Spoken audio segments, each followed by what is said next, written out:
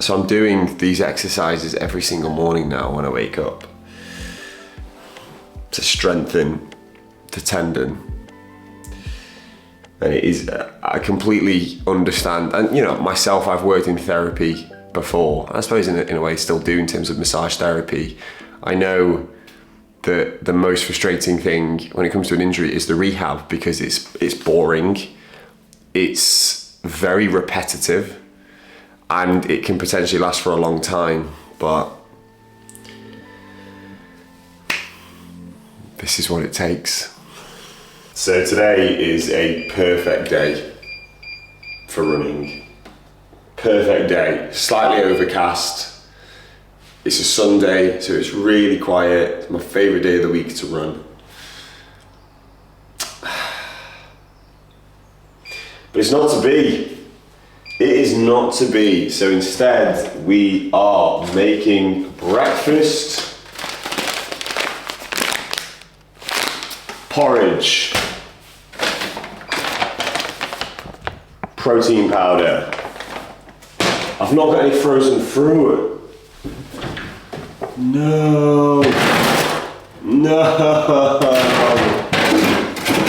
Oh, what is this? Oh, this is upsetting. There's no, I've not got any frozen fruit. Is this worth even making?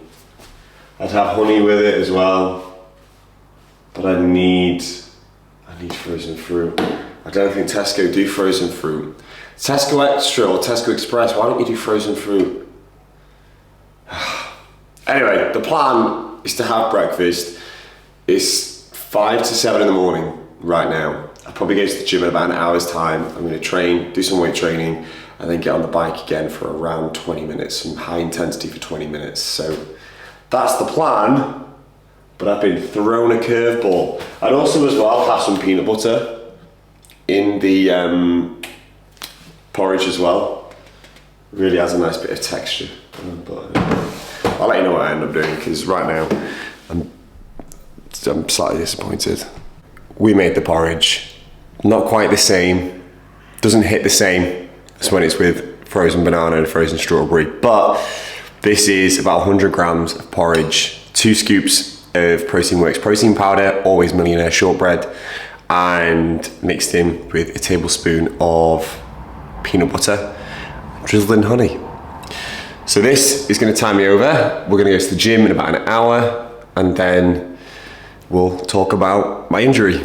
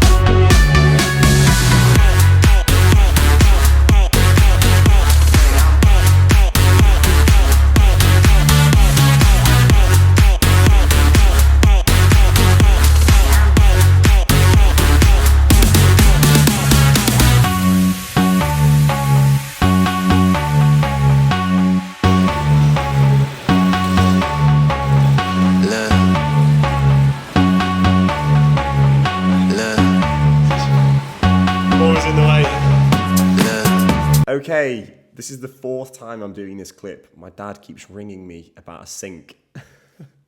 Complete side note. Right, my injury.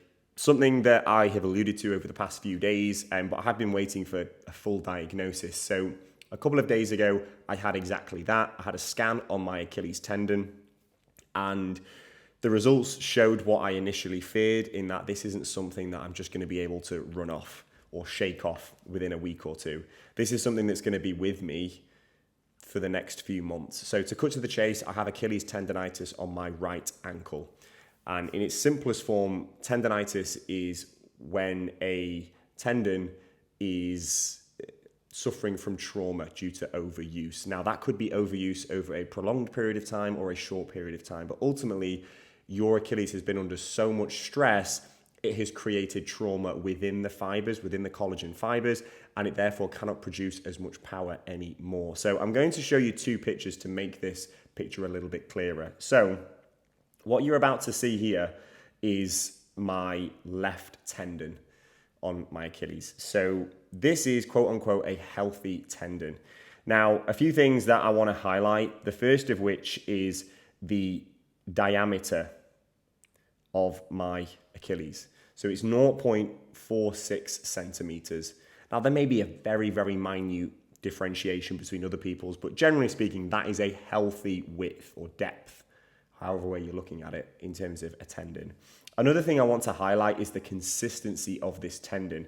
Now, the bit that I'm going to highlight in red is the tendon itself, just to give you an idea.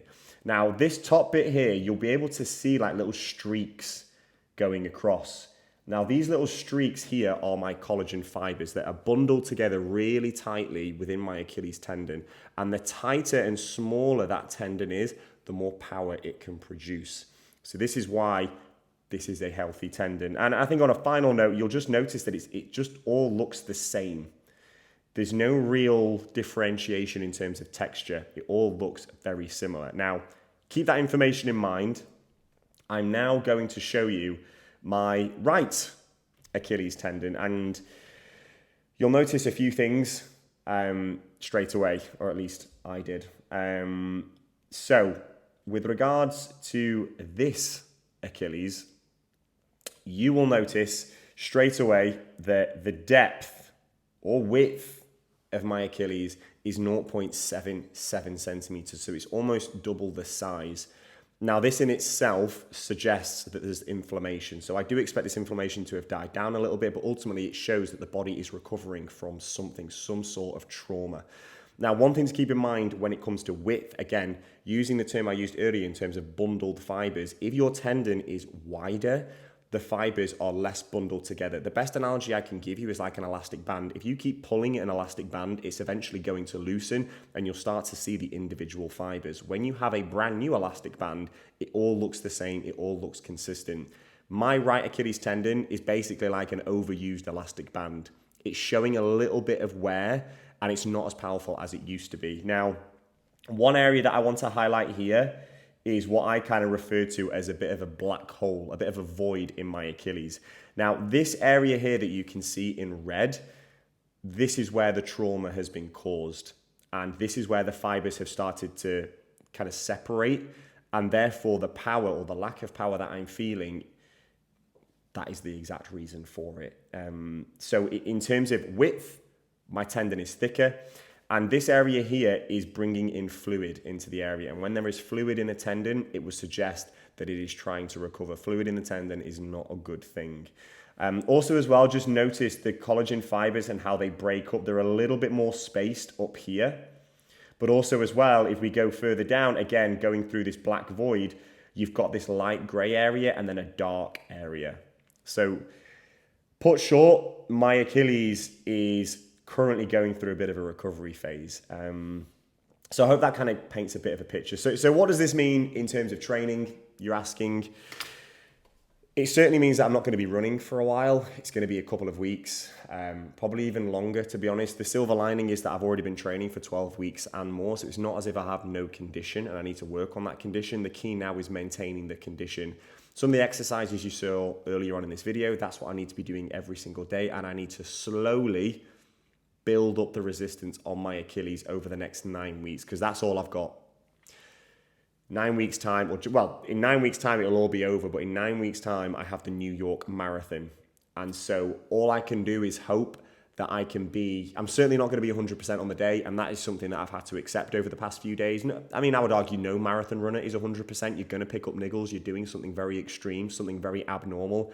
I'm very aware of that, but in terms of turning up to the start line with no kind of significant injury, or pain is certainly what I wanted to happen, but that's not going to be the case. So if I can turn up to the finish line, the start line, and be 85% of what I thought I was going to be, then there's still a fighting chance that my target remains, which is 2 hours 50. So as much as this video is a case of I'm really disappointed, and it's just so frustrating that I've done so much work over all these years, and particularly over the past year, and this is going to be the end of my prep in terms of going through rehabilitation rather than pushing on that a little bit further. It's not how I envisioned it, but this is life. Life is challenging at the best of times, and it's how you adapt to those challenges and how you work your way around it.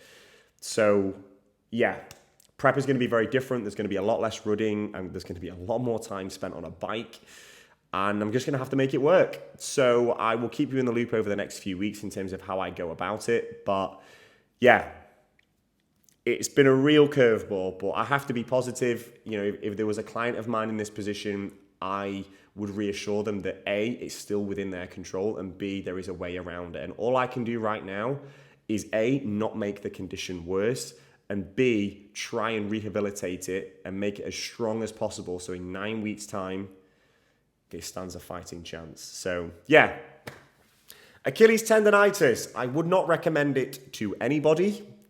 There's lessons to be learned here, and I'm aware of that. But you know, to think that prep is going to go perfectly, I think is very naive. In the grand scheme of things, Achilles tendonitis isn't a major blow, but it's a blow enough when you're running or trying to run a 2 hour 50 marathon. So we'll see what happens. But 7 minutes, amazing. Right, that's everything. Any questions, let me know. I will keep you guys in the loop. So until the next one, I'll speak to you soon.